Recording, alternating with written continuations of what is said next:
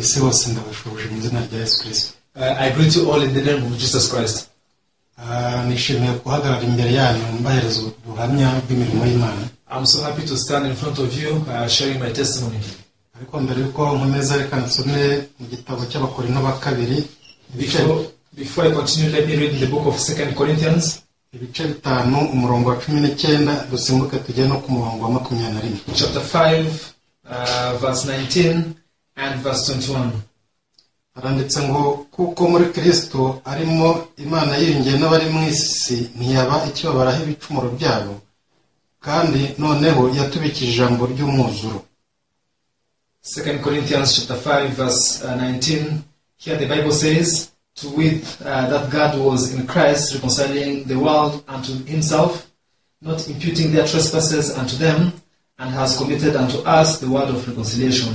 Umurongo wa 20 uravuga ngo kuko utigeze kumenya icyaha Imana imuhinduye kuba icyaha ku bwacu kugira ngo muri we duhunike gukiranuka kw'Imana. Verse 21, for he has made him to be sin for us who knew no sin, that we might be made the righteousness of God in him. Hashize imyaka irenga 8 nakiriye ubutumwa bwiza ndoka icyaha cyanjye. It has been more than 8 years since I received salvation and became free from sin. Ariko nyuma yo kwakira agakiza ntabwo ubuzima uko nabwibwiraga ariko bwagenze. However, after receiving salvation, the life did not go on the way I expected. Najyaga nibwira ko ibintu byose bigiye kujya bibaho byikoze kubera ko nakiriye ubutumwa bwiza. I used to think everyone will be successful automatically because I have received salvation. Ariko nkuko mubizi Abisirayeli bamaze kwakira agakiza ko kuva muri Egiputa binjije mu butayu ntabwo Imana yabajyanye mu gihugu cy'Ikanani ako kanya. But as you know, after the Israelites came out of Egypt, God did not lead them to Canaan right away. Ni mubwo buryo muri imyaka 8 maze nakira ubutumwa bwiza nanjye nagiye mura n'imbogamizi ariko nkabona mu murimo y'Imana. Likewise, after I received salvation, I met many challenges, but I kept experiencing God. Mbere ya COVID nari umukozi ukora kampani y'ubwubatsi ikora itanga ibihemba neza. Before the outbreak of coronavirus, I was employed in one construction company where I was paid very well. Muri gihe nayikoreraga ntabwo najyaga nkunda kuboneka ku itorero neza mu gihe cy'amateraniro ku cyumweru. So whenever I could be on duty, I could not be present at the service. Nta kintu kiri rero ku muntu w'Umukristo. That's something very bad to a Christian. Ariko nubwo ntabonekaga kampani yacu yatangaga amahirwe yo kubwiriza ijambo ry'Imana mu gihe cy'iminota 5 buri munsi mbere yo gutangira akazi. Nevertheless, our company gave a chance of preaching the word of God every 5 minutes before starting the work. Ariko bigitangira najyaga mbona abantu pasiteri bo mu yandi matorero baraho rwose bavuga cyane bikarangira no kubacira imanza kubera gusuzugura iminota 5 batanga. At the beginning, I saw pastors from other religions, from other denominations, preaching, shouting. However, for me, I could just ignore the 5 minutes they have served for the word of God.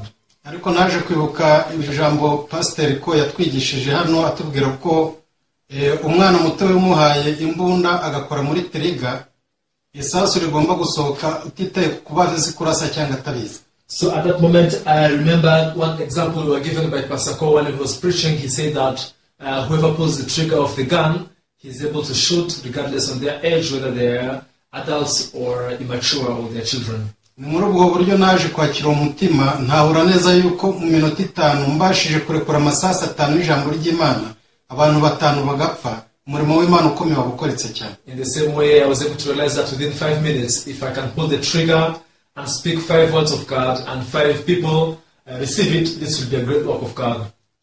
Ubwo nakiraga umutima natangiye mbasomera kwiri jambo ko barabakozi bari hagati ya 700 n'abantu 1000 n'amahirwe adakunda kuboneka mu kubwiriza ubutumwa bwiza. This is a very unique chance that I was given to stand before between 700 to 900 people preaching the word starting from these verses that I have just read.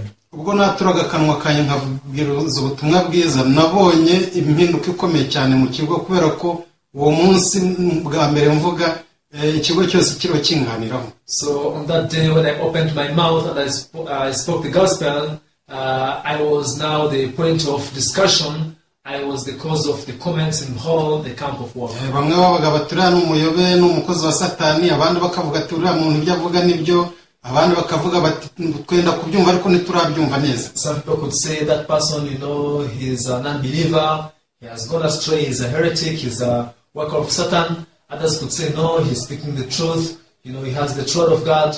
Other people were left in the middle. They were left in the dilemma. ubwo nakomezaga kugenda mpabwa ayo mahirwe niboneye neza uburyo ikigo cyose cyahungabanyijwe n'ubutumwa bwiza. Now, when I received that chance, I could see how the whole camp was shaken by the gospel.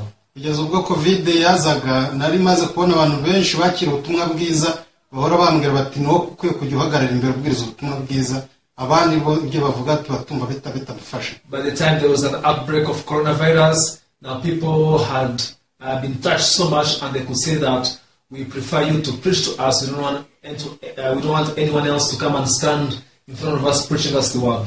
Ya ubwo covid yazaga ntabwo nabashije gusura muri iyo company, ariko ndacyashima Imana kubw'imirimo yankoreye muri icyo gihe, kandi ndacyabona abantu bansaba kugira ngo njye mpura nabo magarizwe ubutumwa bwiza. After the outbreak of coronavirus, I couldn't get any other chance to go back to the company.